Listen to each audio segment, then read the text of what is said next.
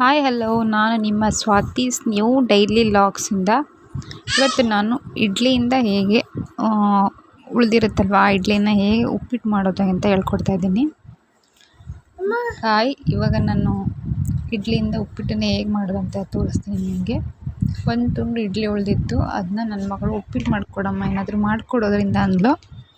ನಾನು ಇವಾಗ ಉಪ್ಪಿಟ್ಟು ಮಾಡ್ತೀನಿ, ನೋಡ್ಕೊಂಡು ಬರೋಣ ಬನ್ನಿ. ಮೊದಲಿಗೆ ನಾನಿಲ್ಲಿ ಈರುಳ್ಳಿ, 2 ಹಸಿಮೆಣಸಿನ್ಕಾಯಿ, 2 ಚಮಚ ಕಾಯಿ ತುರಿ, ಜೀರಿಗೆ, ಉದ್ದಿನಬೇಳೆ ಹಾಗೂ ಸಾಸಿವೆನ ತೊಗೊಂಡಿದ್ದೀನಿ. ಕರಿಬೇವು ಸೊಪ್ಪನ್ನು ಹಾಕಿದ್ರೆ ಇನ್ನೂ ಚೆನ್ನಾಗಿರುತ್ತೆ, ನಂಗೆ ಸಿಕ್ಕಿಲ್ಲ ಹಾಕಿಲ್ಲ. ಇಡ್ಲಿ ಒಂದು ತುಂಡು ಇದ್ದಿತ್ತು ಲಾಸ್ಟಾಗಿ, ತುಂಬ ಸಾಫ್ಟಾಗಿತ್ತು. ಆ ಇಡ್ಲಿನ ಚೆನ್ನಾಗಿ ಪುಡಿ ಮಾಡ್ಕೋಬೇಕು. ಪುಡಿ ಮಾಡಿ ಇಟ್ಕೊಂಡು ನೀಟಾಗಿ ಈ ಥರ ಚೆನ್ನಾಗಿ ಪುಡಿ ಮಾಡ್ಕೊಳ್ಳಿ. ಕೈಯಲ್ಲೇ ಪುಡಿ ಮಾಡಿದ್ರೆ ಚೆನ್ನಾಗಿರುತ್ತೆ, ಸೇಮ್ ಉಪ್ಪಿಟ್ಟು ಥರನೇ ಉದ್ರಾಗಿ ಬರುತ್ತೆ. ನನ್ನ ಮಗಳು ಇಡ್ಲಿಯಿಂದ ಏನಾದರೂ ಮಾಡಮ್ಮ ಅಂತ ಇದ್ದು, ಇಡ್ಲಿಗೂ ಬೆಳಗ್ಗೆ ಮಾಡಿದ್ದು ಒಂದು ಪೀಸ್ ಉಳಿದಿತ್ತು, ಒಂಥರ ಟ್ರೈ ಮಾಡೋಣ ಅಂತ ಮಾಡಿದ್ವಿ, ಚೆನ್ನಾಗಿತ್ತು. ನೋಡಿ, ಒಂದು ಹಸಿಮೆಣಸಿನ್ಕಾಯಿ 1-2 ತೊಗೊಂಡಿದ್ದೀವಿ.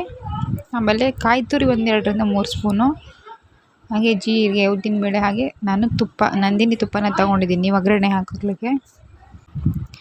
ಇವಾಗ ಇದಕ್ಕೆ ತುಪ್ಪನ ಹಾಕೊಳ್ಳೋಣ ನಾವು ಒಗ್ಗರಣೆಗೆ. ನೀವು ಯಾವುದೇ ಈ ಉಪ್ಪಿಟ್ಟಲ್ಲಂದರೆ ಬೇರೆ ಯಾವುದೇ ಉಪ್ಪಿಟ್ಟು ಮಾಡಲಿಕ್ಕಾದ್ರೂ ತುಪ್ಪನ ಉಪಯೋಗಿಸಿ, ತುಂಬ ಚೆನ್ನಾಗಿರುತ್ತೆ. ಎಣ್ಣೆ ಬದಲಿಗೆ ತುಪ್ಪನ ಹಾಕ್ಕೊಳ್ಳಿ, ಅದ್ರ ಟೇಸ್ಟಾಗಿರುತ್ತೆ ಅಂತ ನೀವೇ ನೋಡಿ ಒಂದ್ಸರಿ. ತುಪ್ಪನ ಹಾಕ್ಕೊಂಡಿದ್ದೀನಿ ನಾನು ಇವಾಗ. ಇವಾಗ ನಾನು ಸಾಸಿವೆನ ಹಾಕ್ಕೊಳ್ತಾ ಇದ್ದೀನಿ. ಇದಕ್ಕೆ ಕರಿಬೇವು ಇದ್ದರೆ ಇನ್ನೂ ಚೆನ್ನಾಗಿರುತ್ತೆ.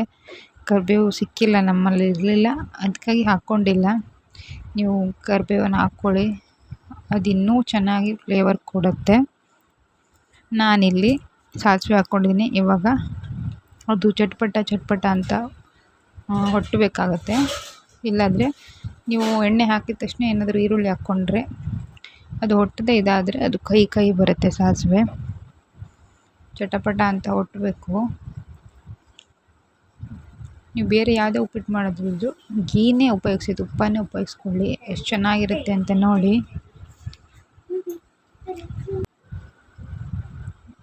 ನೋಡ್ತಾ ಇರ್ಬೋದು, ನಾನು ಇವಾಗ ಇದಕ್ಕೆ ಉದ್ದಿನಬೇಳೆನ ಹಾಕ್ಕೊಳ್ತಾ ಇದ್ದೀನಿ. ಬೇಳೆ ಉದ್ದಿಲ್ಲ ಅಂದರೆ ಇಡೀ ಉದ್ದಿನ ಹಾಕ್ಕೋಬೋದು, ಏನೂ ತೊಂದರೆ ಇಲ್ಲ. ನಾನು ಬೇಳೆ ಉದ್ದು ಹಾಕಿದರೆ ಇನ್ನೂ ಚೆನ್ನಾಗಿರುತ್ತೆ. ನಮ್ಮನೇಲಿ ಇಡೀ ಉದ್ದಿರೋದ್ರಿಂದ ಅದನ್ನೇ ಹಾಕ್ಕೊಂಡಿದ್ದೀನಿ. ಸ್ವಲ್ಪ ಕೆಂಪಗಾಗಬೇಕು ಇದು ಸಹ ಉದ್ದಿನಬೇಳೆ.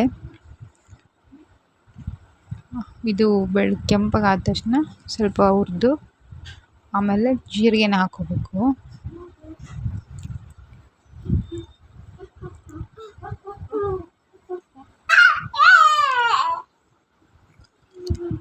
ಇವಾಗ ಇದಕ್ಕೆ ಜೀರಿಗೆನ ಹಾಕ್ಕೊಂಡಿದ್ದೀನಿ. ಆವಾಗಲೇ ಸ್ವಲ್ಪ ಜೀರಿಗೆನ ಹಾಕಿದ್ದೆ, ಇವಾಗ ಸ್ವಲ್ಪ ಹಾಕ್ಕೊಂಡಿದ್ದೀನಿ. ಚೆನ್ನಾಗಿ ಇದು ಕೆಂಪಗಾಗಿದೆ. ಇವಾಗ ಜೀರಿಗೆ ಹಾಕಿದ್ಮೇಲೆ ಜಾಸ್ತಿ ಫ್ರೈ ಮಾಡಿದರೆ ಅದು ಕರಟೋಗುತ್ತೆ. ಕರಟೋಗೋದು ಬೇಡ, ಜಾಸ್ತಿ ಉರಿಯೋದು ಬೇಡ ಜೀರಿಗೆ ಹಾಕಿದ್ಮೇಲೆ. ಇವಾಗ ಈರುಳ್ಳಿನ ಹಾಕ್ಕೊಳ್ತಾ ಇದ್ದೀನಿ ನಾನು. ಒಂದು ದೊಡ್ಡ ಈರುಳ್ಳಿನ ಚಿಕ್ಕದಾಗಿ ಹೆಚ್ಕೊಂಡಿದ್ದೀನಿ. ಇದನ್ನ ಸ್ವಲ್ಪ ಫ್ರೈ ಮಾಡ್ಕೋಬೇಕು. ಇವಾಗ ನೀಟಾಗಿ ಫ್ರೈ ಮಾಡ್ಕೊಳ್ಳಿ. ಗೋಲ್ಡ್ ಬ್ರೌನ್ ಅಂದರೆ ಕಂದು ಬಣ್ಣ ಬಂದರೆ ಸಾಕು, ಕೆಂಪು ಬಣ್ಣ. ಈರುಳ್ಳಿ ಹುರಿದಾಗ ಹೇಗೆ ಸ್ಮೆಲ್ ಬರುತ್ತೆ ಅಂತ ಗೊತ್ತಾಗತ್ತಲ್ವ, ಪರಿಮಳ ಬಂದರೆ ಕೆಂಪಗಾದರೆ ಸಾಕು. ಈರುಳ್ಳಿನ ನೀಟಾಗಿ ಕೆಂಪಗೆ ಹುರ್ಕೋಬೇಕು.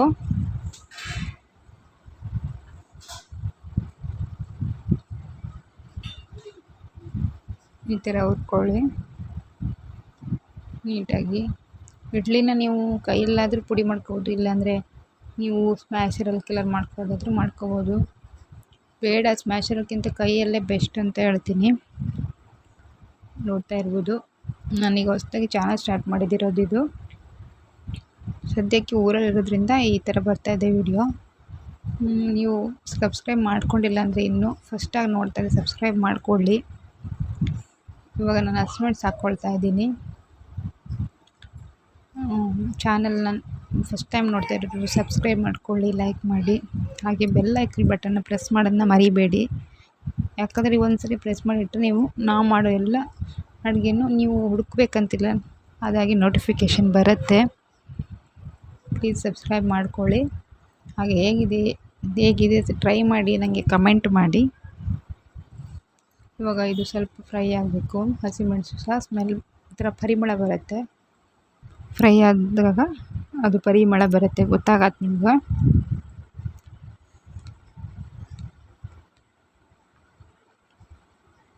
ನೋಡಿ ಸ್ವಲ್ಪ ಫ್ರೈ ಅದು ಸಾಕು. ಇವಾಗ ನಾನು ಇದಕ್ಕೆ ಕಾಯಿ ತುರಿನ ಹಾಕ್ಕೊಳ್ತೀನಿ. ಒಂದು 2 ಸ್ಪೂನ್ ಇಲ್ಲ 3 ಸ್ಪೂನಿಂದ ಅಷ್ಟು ಕಾಯಿ ತುರಿ ಹಾಕೊಳ್ಳೋಣ, ತುಂಬ ಚೆನ್ನಾಗಿರುತ್ತೆ. ಇವಾಗ ಕಾಯಿ ತುರಿ ಹಾಕ್ಕೊಂಡಿದ್ದೀನಿ. ಕಾಯಿ ತುರಿನ ಚೆನ್ನಾಗಿ ಮಿಕ್ಸ್ ಮಾಡ್ಕೊಳ್ಳೋಣ. ಚೆನ್ನಾಗಿ ಮಿಕ್ಸ್ ಮಾಡ್ಕೊಂಡ ನಂತರ ಇದನ್ನು ಜಾಸ್ತಿ ಹೊತ್ತು ಫ್ರೈ ಆಗೋದು ಬೇಡ. ಕಾಯಿ ಹಾಕಿದ್ಮೇಲೆ ಕಾಯಿ ಹಾಕಿದ್ರೆ ಒಂಥರ ಫ್ಲೇವರ್ ಚೆನ್ನಾಗಿರುತ್ತೆ, ಟೇಸ್ಟ್ ತಿನ್ನಬೇಕಾದ್ರೆ ಬಾಯಿ ಸಿಕ್ಕಿರೋ ಒಂಥರ ಟೇಸ್ಟ್ ಚೆನ್ನಾಗಿರುತ್ತೆ. ಇವಾಗ ಇಡ್ಲಿ ಹಾಕ್ಕೊಳ್ತಾ ಇದ್ದೀನಿ. ಪುಡಿ ಮಾಡಿ ಇಟ್ಕೊಂಡಿರೋಂಥ ಇಡ್ಲಿನ ಹಾಕ್ಕೊಂಡಿದ್ದೀನಿ. ನೋಡ್ತಾ ಇರ್ಬೋದು ಇಲ್ಲಿ. ಚೆನ್ನಾಗಿ ಮಿಕ್ಸ್ ಮಾಡಿಕೊಂಡು ನೀವು ಇದಕ್ಕೆ ಬೇಕಾದರೆ ಎಕ್ಸ್ಟ್ರಾ ತರಕಾರಿನೂ ಹಾಕ್ಕೊಳ್ಬೋದು. ಟೊಮೆಟೊ ಹಣ್ಣು ಇಲ್ಲ ಬೀನ್ಸ್, ಕ್ಯಾರೆಟ್ ಇದನ್ನೆಲ್ಲ ಚಿಕ್ಕದಾಗಿ ಹೆಚ್ಕೊಂಡು ಉಪಯೋಗಿಸ್ಕೋಬೋದು, ಏನು ತೊಂದರೆ ಇಲ್ಲ. ನಾನು ಈ ರೀತಿ ಸಿಂಪಲಾಗಿ ಮಾಡೋದ್ರಿಂದ ಅದನ್ನೆಲ್ಲ ಹಾಕಿಲ್ಲ. ಎಷ್ಟು ಚೆನ್ನಾಗಿ ಮಿಕ್ಸ್ ಮಾಡ್ಕೊಳ್ಳೋಣ. ನೀಟಾಗಿ ಮಿಕ್ಸ್ ಮಾಡ್ಕೊಳ್ಳೋಣ. ಇವಾಗ ಚೆನ್ನಾಗಿ ಒಂದಕ್ಕೊಂದು ಹೊಂದ್ಕೋಬೇಕು. ಇಡ್ಲಿ, ಈರುಳ್ಳಿ ಅವೆಲ್ಲ ಚೆನ್ನಾಗಿ ಒಂದಕ್ಕೊಂದು ತುಪ್ಪ ಅವೆಲ್ಲ ನೀಟಾಗಿ ಮಿಕ್ಸ್ ಆದ್ರೇ ಅದು ಟೇಸ್ಟು. ಸ್ವಲ್ಪ ಈಗ ಮುಗ್ಸಿಗೆ ಬಿಟ್ಟರೆ ಸರಿ ಆಗೋಲ್ಲ, ಅದು ಫುಲ್ ಕಂಪ್ಲೀಟಾಗಿ ಅದು ಹೊಂದ್ಕೋಬೇಕು. ನೋಡಿ ಎಷ್ಟು ನೀಟಾಗಿ ಮಾಡ್ಕೋಬೇಕು.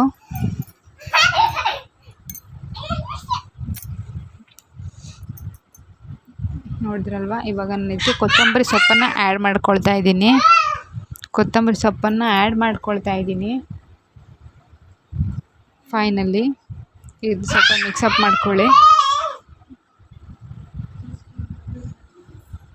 ನೀಟಾಗಿ ಮಿಕ್ಸ್ ಮಾಡ್ಕೊಳ್ಳಿ. ನೋಡಿ ರೆಡಿ ಆಗಿದೆ ನಮ್ಮ ಇಡ್ಲಿ ಉಪ್ಪಿಟ್ಟು. Thank you one and all.